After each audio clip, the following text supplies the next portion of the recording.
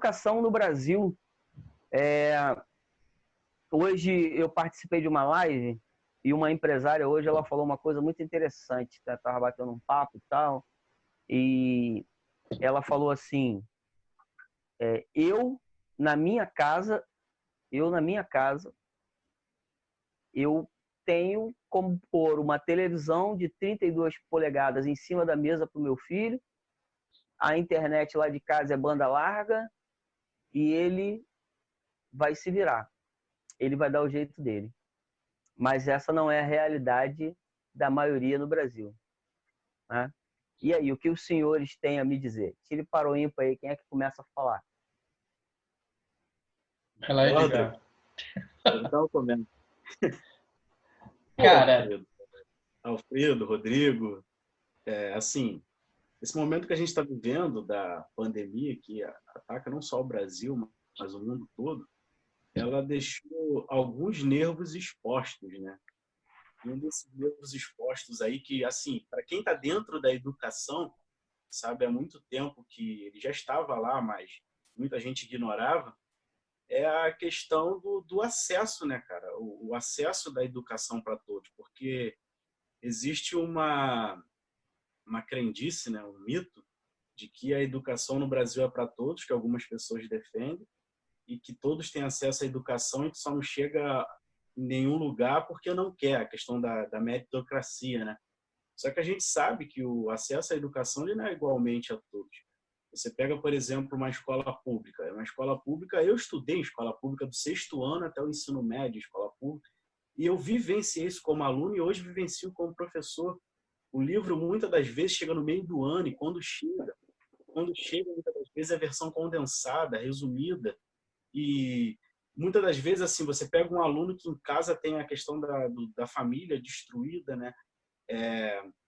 Ele não tem uma rotina em casa, na escola, as salas superlotadas, 2 ventiladores. Quem está de fora acha assim, vê, pô, mas aquela escola está cheia de ar-condicionado, o ar-condicionado atinge todos os alunos, mas o ar-condicionado não tem manutenção e muitas das vezes nem funciona.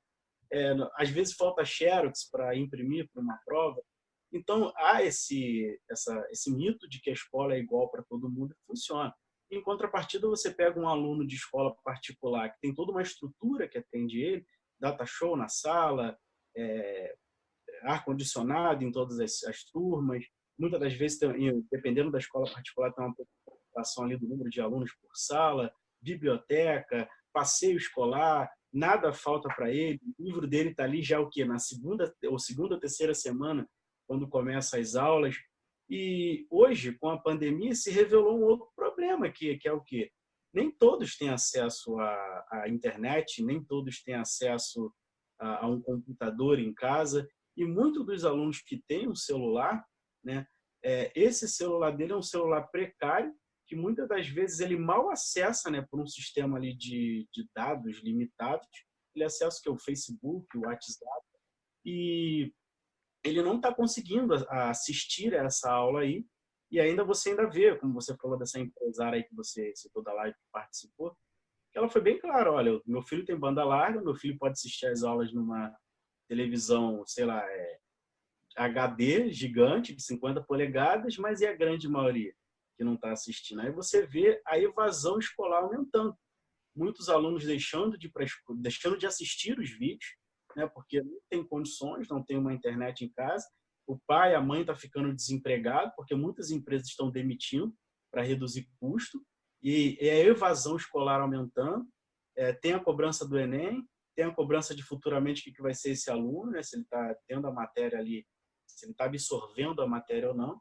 Então, assim, a pandemia ela escancarou a nossa educação e de que ela não é igualmente para todo mundo. Tá? E até mesmo tem aqueles alunos também, é bom citar aqui de escola particular, que está lá estudando porque o pai está fazendo um sacrifício enorme para ele estar lá. Né? Porque tem aquele aluno de escola particular que está ali também e ele não tem condições de assistir a aula e conseguir levar o estudo dele nesse período aí que a gente está vivendo.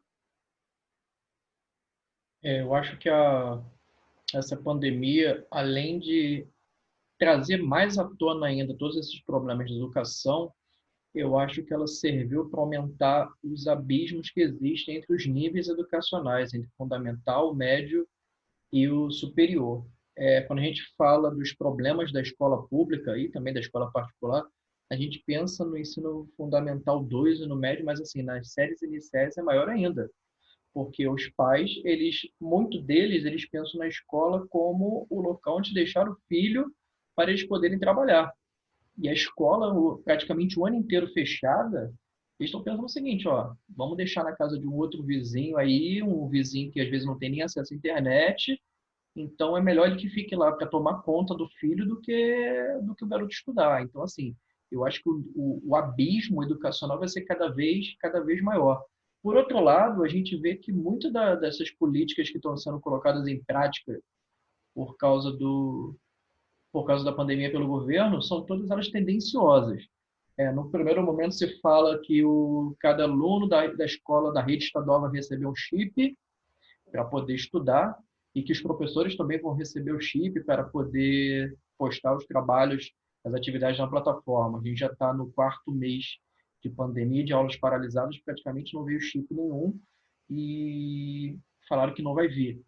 Por outro lado, você vê que como a educação ela continua sendo elitista.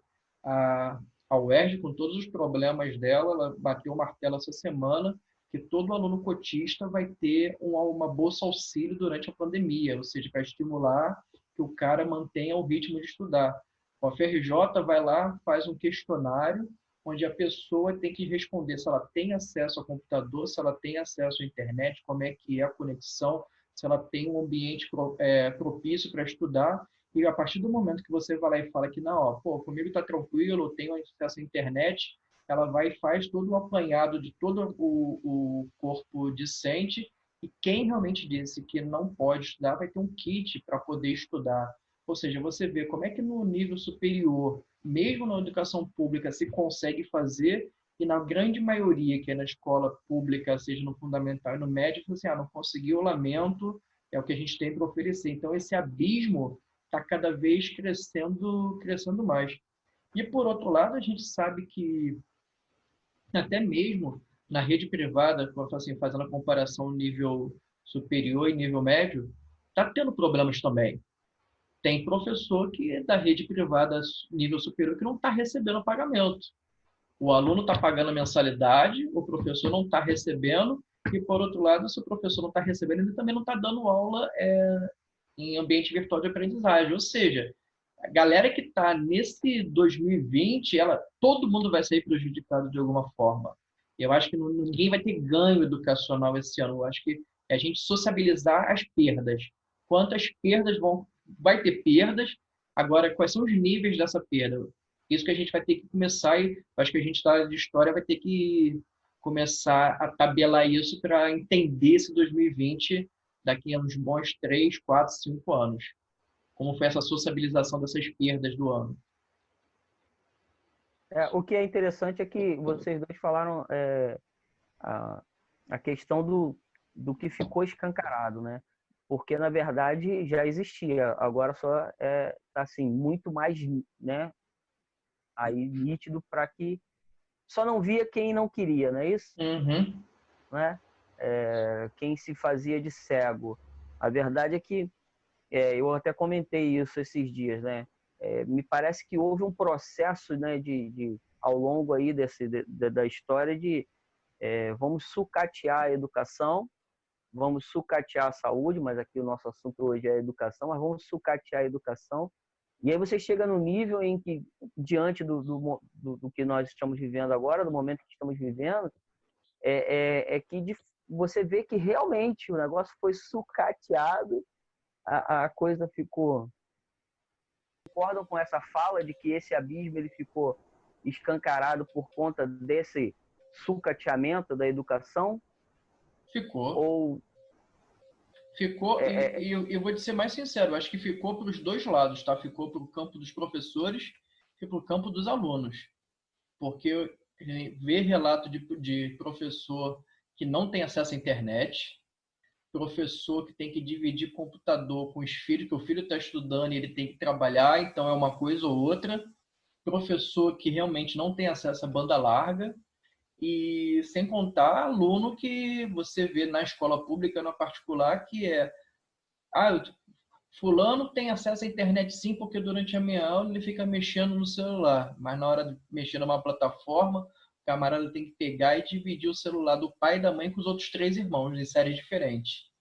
Então, acho que escancarou geral, tanto para o lado dos alunos quanto para o lado dos professores também.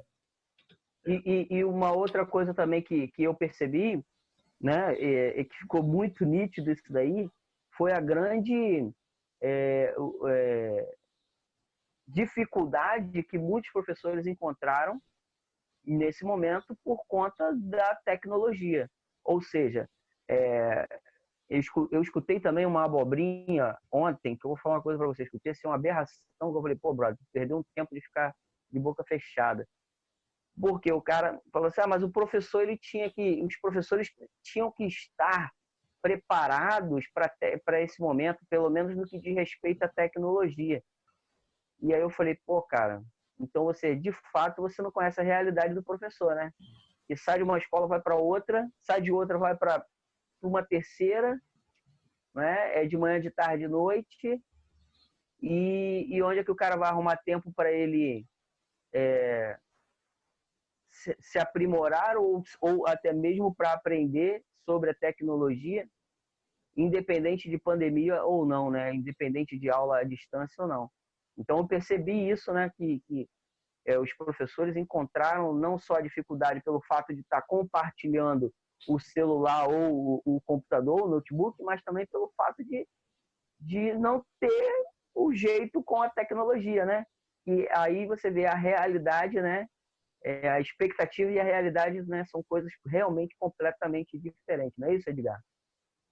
Exatamente, cara. Uma coisa que eu já até comentei com vocês, né, em outro momento, que uma das coisas que ficou bem escancarado também com o que vem acontecendo em relação à pandemia, é que eu já até comentava isso com os alunos já presencialmente também, e alguns riam para mim quando eu dizia isso em sala de aula, que eu falava o seguinte, cara, a geração de vocês não é a geração informatizada, não é a geração que entende de tudo, é uma geração que eu denomino como uma geração smartphone, né? Porque a galera acha que saber tirar uma selfie, posicionar o celular de um determinado ângulo para tirar uma selfie ou editar um videozinho rapidinho ali no celular, você já é o cara da informática. Não é, né?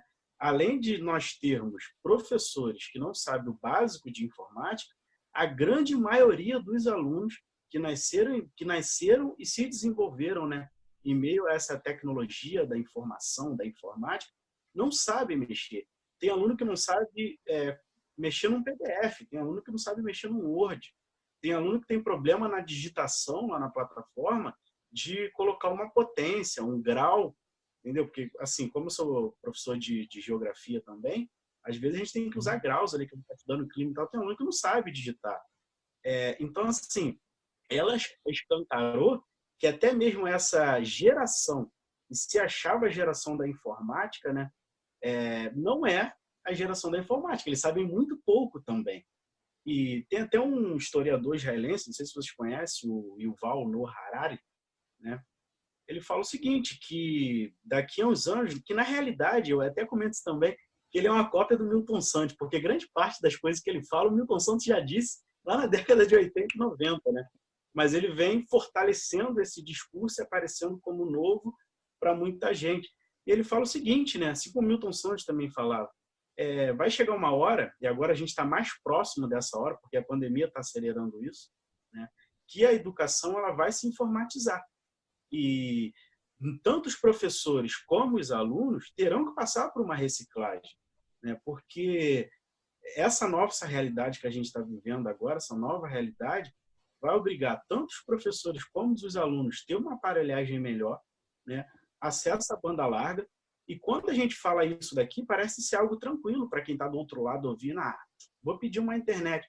Mas, cara, nós temos aí um pouco mais da metade da população, deve chegar uns 70%, 80% falando por alto, que ganha um pouco mais acima de um salário mínimo, que é 1.200 e pouco, né?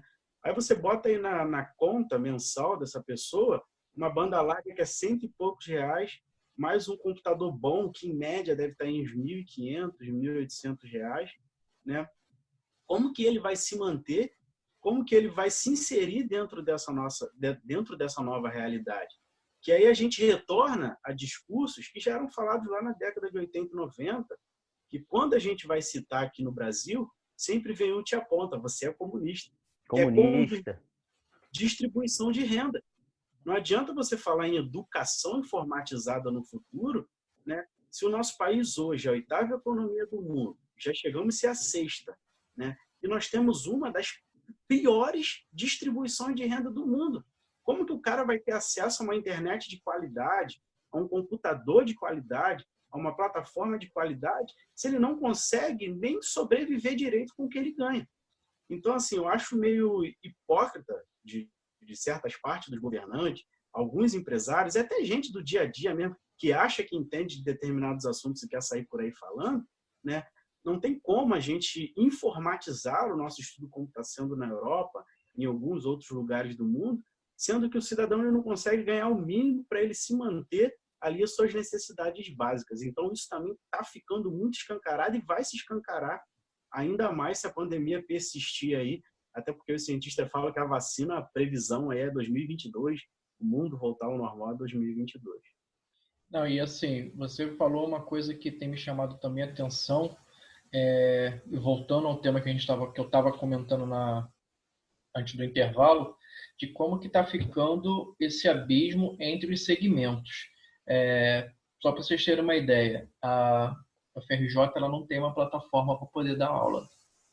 E já bateram o martelo que não tem verba para poder fazer uma plataforma que atenda todos os cursos e as particularidades dos cursos. Então, cada curso, cada programa vai ter que pagar sua plataforma ou criar sua plataforma para poder fazer o ensino para os alunos. Ou seja, eles vão dar conectividade, mas não vão dar o suporte técnico para poder fazer o ensino. E uma outra coisa que também tem me chamado muita atenção é que essa pandemia, esse ensino virtual, revelou e mostrou como que a gente está vulnerável do nosso lugar de fala.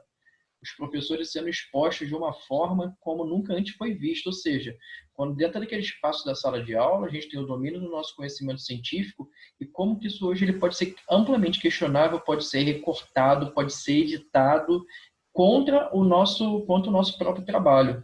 E por que eu estou dizendo isso? Foi batido o martelo que no nível superior, por questões políticas, governamentais, sociais atuais, nenhuma aula no ensino superior ela vai ser gravada. O aluno tem que assistir ao vivo, senão ele perdeu a aula. Ele vai ter bibliografia, ele vai ter, porque os professores estão com medo do que pode ser feito com essas falas durante as aulas. Até por pessoas estranhas estarem entrando nas lives, compartilhando coisas, pegando gravação de live e fazendo um recorte para poder usar aquilo contra o professor. E a gente está assim, são tempos sombrios, isso está afetando diretamente esse trabalho nesse ambiente virtual. E eu falo para vocês, eu coloco lá na minha gravação, quando eu vou disponibilizar um link, essa aula é para fins didáticos. Não é autorizado nenhum tipo de uso que não seja dentro dessa plataforma, total ou parcialmente. Eu tenho que avisar isso, porque a gente não sabe o alcance da nossa aula. Dentro da sala de aula, você sabe o alcance até, no mínimo, até onde pode chegar. Agora, no ambiente virtual, a gente perdeu completamente esse controle. Na verdade, a internet ficou quase um ambiente sem controle, né? É quase que um ambiente sem controle, é quase, né? Hoje nós temos leis que nos asseguram, né, uma coisa aqui ou outra ali, mas há um tempo atrás era praticamente um ambiente sem controle algum. Território sem lei. Território sem lei. Chegou um bom tempo, ela ficou um território sem lei. Hoje não, hoje existem, né, leis no Brasil e que nos asseguram, né, a nossa privacidade em certos aspectos e tal. Mas o que me chamou a atenção aí foi essa questão, por exemplo, que o Edgar comentava ainda agora, o cara não ter, né, o pai de família ali não ter condições, ele ganha um pouco mais que um salário mínimo, ele não tem condições de bancar uma internet e tal. Veja bem, isso tudo está relacionado também, né, gente, à questão de ausência de políticas públicas nas regiões mais carentes, não é isso? Onde você vê a grande deficiência. Eu escutei um pai falou para mim na semana passada ele falou para mim, eu entrei em contato com ele, né, e falei com ele assim, amigo, eu falei assim, cara, e aí, como é que tá a situação? Ele falou, cara, eu tirei meus filhos da escola.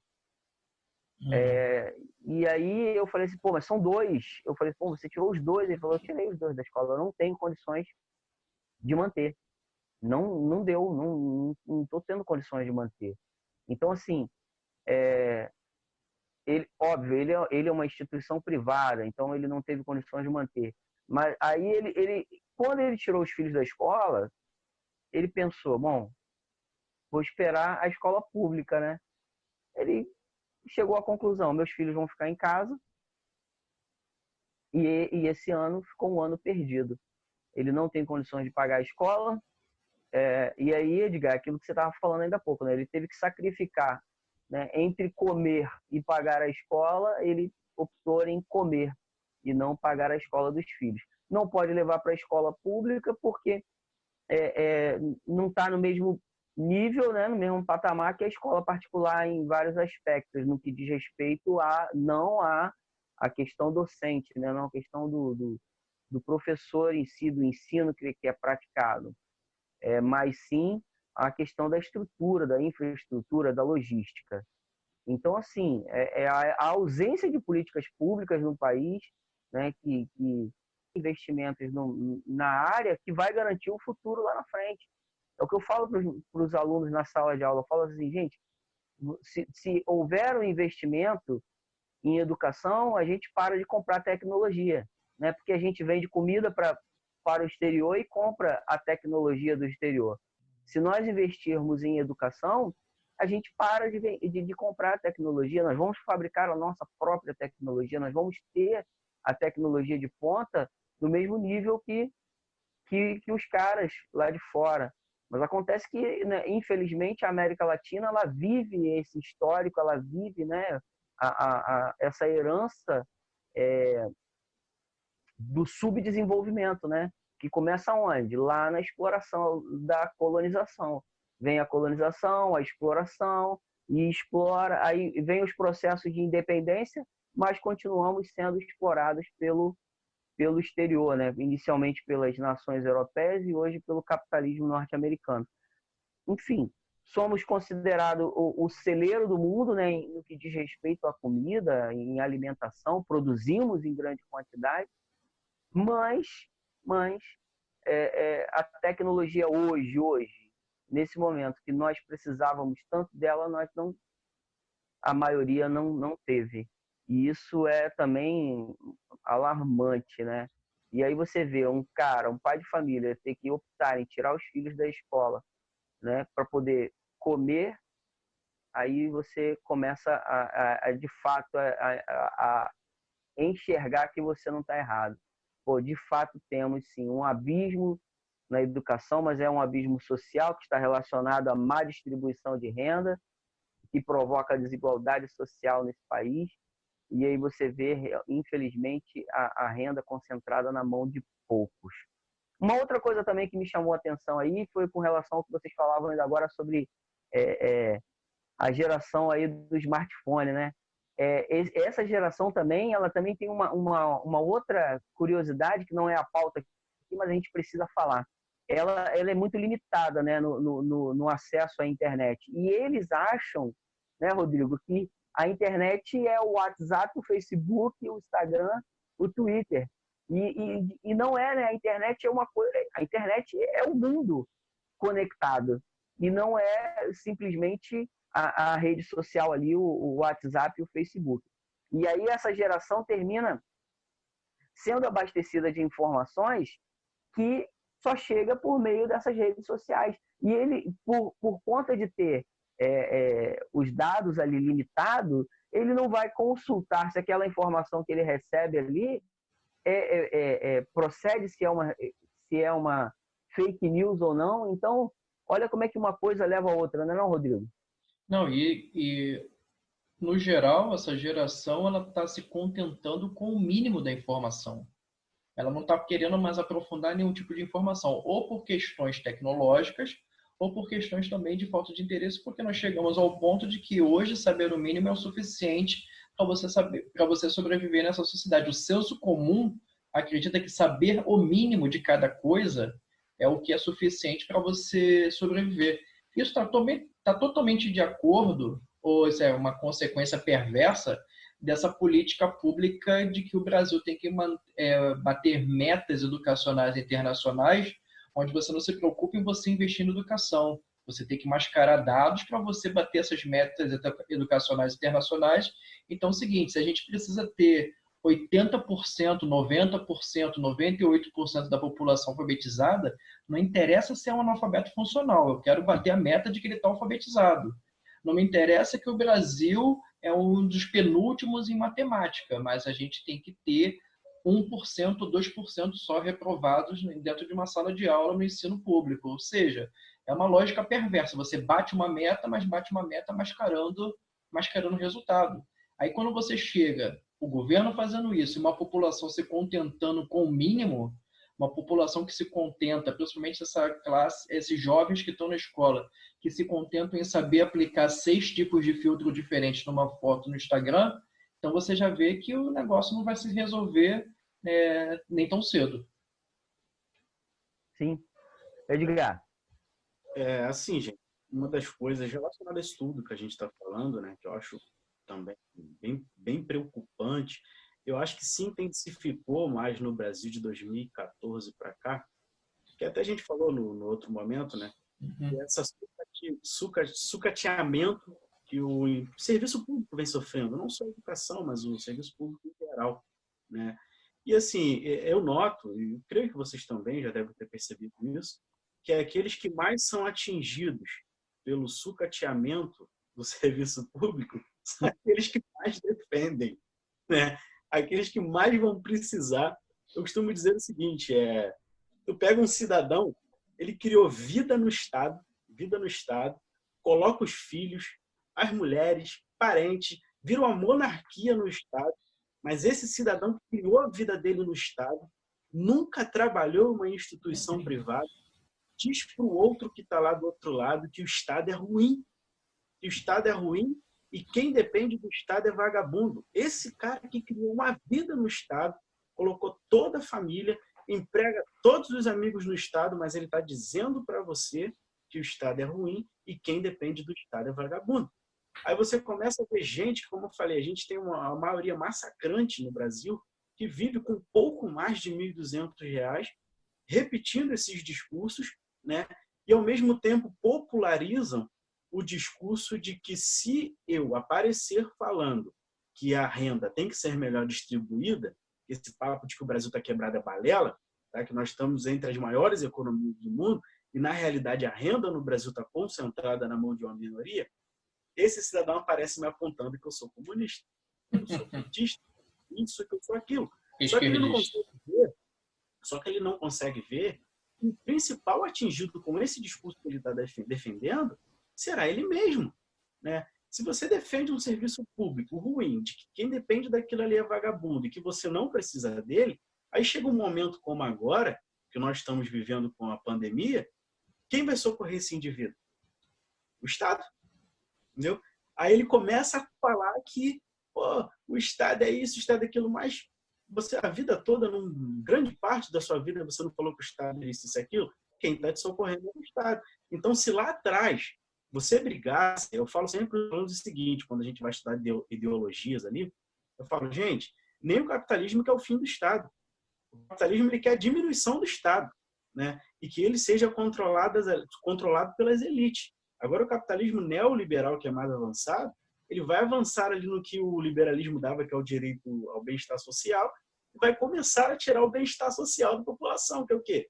Educação, saúde, segurança, a água. Aí você começa a já ver discursos no meio político e empresarial de que vamos privatizar a água, vamos terceirizar a educação, vamos terceirizar a segurança. Mas, cara, essas pessoas que estão defendendo esses discursos, eles não param para raciocinar. Quanto que eu ganho por mês? Será que eu vou conseguir pagar por isso tudo? Ou a gente está vivendo numa ilusão, que é a aventura que o Chile entrou aí no início dos anos 2000, e hoje está lá quase que uma guerra civil ferrenha no Chile, onde a população está vendo que eles avançaram tanto dentro das ideias neoliberais que agora eles não conseguem pagar por tudo, estão basicamente jogados ao relento e estão lá fazendo protestos para mais Estado. Então, esse discurso aí de popularizar, de que o Estado é ruim, de quem defende o Estado é comunista, de quem vive do Estado é vagabundo, acabou atingindo mais ainda a população, e é essa população que hoje está desassistida e ao relento aí com o que a gente está vivendo. E essa então, o que muito contribui para isso é essa população não ter acesso à informação, um leque de informações para que ela possa comparar, né? Para que ela possa verificar se procede ou se não procede. E aí ela, por ser, né, limitada em vários aspectos, né, na sua formação, na sua falta de informação, ou até no que o Rodrigo falou, no seu desinteresse em buscar a informação, ela se contenta com qualquer discurso e ela acha que procede, né? E ela acha até bonito dizer, o Estado não presta, como eu já recentemente ouvi, né? O Estado não presta. E o Estado não presta, mas aí, e agora, né? E agora está aí todo mundo na mão do Estado. Você citou a questão do Chile aí, foi o que eu falei numa reunião também que eu participei na semana passada, eu falei, o Chile, o processo que iniciou ali, né, na transição da década de 90 para os anos 2000, a médio prazo, meu irmão, não foi nem a longo prazo não, porque, né, nós estamos em 2020, 2 décadas aí, 3 décadas no máximo, o caldo entornou. Então, assim, a conta veio alta. Eles começaram a perceber o que estava acontecendo, os problemas sociais, o índice de suicídio, e muita gente dizendo que aquilo era balela, que aquilo era conversa fiada, né? Então, assim... que fizeram lá, Alfredo, o Chile hoje, a reforma da Previdência que fizeram no Chile, o Chile está dentro dos países com maiores números de suicídio. Sim, sim, com certeza. E aí, o cara tá vendo, meu avô tá se matando, minha avó tá se matando. Pelo amor de Deus, o que está acontecendo? Então, os caras foram para as ruas, porque, peraí, se está acontecendo isso aqui com o idoso, o que vai acontecer comigo lá na frente? Você está entendendo? Então, assim, se você não tem uma população, se você não tem uma sociedade informada, se você não tem uma sociedade que tem acesso à informação, que tem acesso à informática, à tecnologia, à internet, que não seja somente as suas redes sociais, essa população vai ser facilmente manobrada, né? A famosa massa de manobra, né? Ela vai ser manipulada, ela vai ser enganada o tempo todo, porque a gente não vê eu não vejo a médio prazo nem a longo prazo uma política aí que esteja voltada para tirar o Brasil desse cenário aí da educação.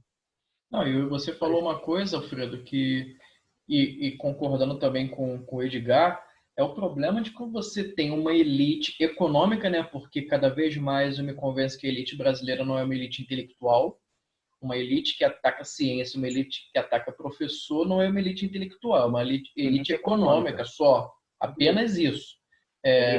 Oi. Rodrigo, te interrompeu um pouquinho, só para dar um adendo aí do que tu falou. Você falou que a nossa elite não é elite econômica. Cara, não é elite intelectual. Né? Concordo contigo em número, gênero e grau. Por quê? Se a gente for fazer uma leitura histórica, a nossa elite ela se formou de traficantes de escravos, entendeu? Latifundiário. De traficantes de escravos, uma elite de que usava mão de obra escrava e que depois aquela mão de obra escrava negra africana não tinha mais nada ali a oferecer. O que eles fizeram? Jogaram o elemento e trouxeram o imigrante para adaptar uma escravidão. Então, assim, a nossa elite se formou com um pensamento totalmente escravocrata e eram latifundiários que muito mal sabiam ler e escrever. E assim foi se passando esse pensamento. E por que eu penso nisso? Porque o problema é que você tem uma elite econômica que tem esse discurso, mas você vê que essa classe, que é a classe oprimida por essa elite econômica, hoje ela comprou esse discurso e ela revende o discurso e briga com você quando você mostra para ela que aquela pessoa está errada. Eles não aceitam que você mostre a realidade para eles, porque a elite elite econômica mostrou que, assim, tipo, olha, se você é pobre, você vai continuar sendo pobre, mas você não pode defender o pobre, você tem que defender a gente. Aí você tem, por exemplo, eu vejo gente que conhece pessoas do seu convívio social que recebe o Bolsa Família para não morrer de fome, e a pessoa vai lá e fala que é contra o Bolsa Família. Ok. Ao mesmo tempo que a elite econômica critica o Bolsa Família, mas aí tem um parentesco com o português, aí vai morar na Europa, porque lá na Europa a União Europeia paga se você tiver um filho lá em Portugal. Porra, isso não é Bolsa Família? É um Bolsa Família da União Europeia. Mas então aqui dentro você critica que o pobre recebe, mas tu sai daqui e vai para Lisboa para poder ganhar o Bolsa Família de lá. Então, tipo, o problema, a elite fazer isso, a gente sabe que a elite vai continuar fazendo. O problema é o pobre comprou já esse discurso há muito tempo e hoje ele defende mais do que, se bobear, mais do que a própria elite isso. Exatamente. Ele vestiu a camisa que não é dele, né? Ele vestiu a camisa do opressor. Não é isso, Edgar? Ele vestiu a camisa do opressor. Ele comprou o discurso do opressor, sendo ele o oprimido, né? E infelizmente a gente vê isso. Eu vejo isso na sala de aula. Eu vejo alunos com esse discurso e eu fico assim perplexo. E aí eu falo para eles, né? Eu cito assim, cara, você quer visitar a Rural comigo? Eu te levo para você conhecer o estacionamento da Rural, para você ver a quantidade de carros que tem lá, dos alunos, dos filhos de bacana que estudam lá, que a vaga é sua, porque você é o filho do pobre. Aquela vaga lá era para ser sua. Mas aí você fica com esse discurso aí de que o público não presta, que o público não funciona, que os professores de lá não são bons. E Pelo amor de Deus, a sala de aula não tem ar-condicionado. Não tem, aí eu falei, você fica com esse discurso, mas por que o filho do bacana quer estudar lá? Tem alguma coisa errada nessa matemática aí, meu irmão. Tem algum dígito errado aí, porque tipo assim, o filho do bacana quer ir para lá. Ele quer estudar lá. Agora você que é o filho do pobre, você se contenta em ir para ali para a faculdade particular, pagar particular, beleza? Porque para você a pública é ruim. Você botou isso dentro da sua cabeça e pronto. Aí o cara tá lá, vai ter os melhores professores, não é? A nível superior, tem lá a melhor formação, e quando ele sair de lá, aquela história que você contou da outra vez do pessoal de jaleco branco lá no refeitório lá, né? Eles vão lá, vão estudar, vão se formar na vaga que é para o filho do trabalhador, entendeu? Para reforçar o ciclo. Eles vão ter filhos que vão ter a mesma mentalidade. Isso aí. Não, vou trabalhar na clínica do meu pai, entendeu? E o cara que é aqui, o filho do trabalhador, ele não entende, meu irmão, que aquilo dali é para ele, né? Infelizmente, para mim, o sistema de cotas tinha que funcionar dessa seguinte forma. Você, Rodrigo Carvalho, teu pai é empresário? É o dono da rede de Pão de Açúcar? Infelizmente, a vaga aqui não é para você. Você tem que ir para lá. Você, Edgar Brasil, teu pai é o quê? Lanterneiro? Pode vir, filho. Sua vaga aqui na Universidade Federal. Infelizmente. Mas aí, o oprimido, ele está usando o discurso e a camisa do opressor. Esse foi o nosso bate-papo de hoje. Um bate-papo sobre a educação, sobre esse abismo que se mostrou durante esse período que estamos vivendo do isolamento social, dessa pandemia. Aguarde o próximo vídeo e os próximos convidados que estarão aqui conosco, trocando informações, trocando uma ideia. Eu tenho certeza que você vai curtir bastante. Até a próxima.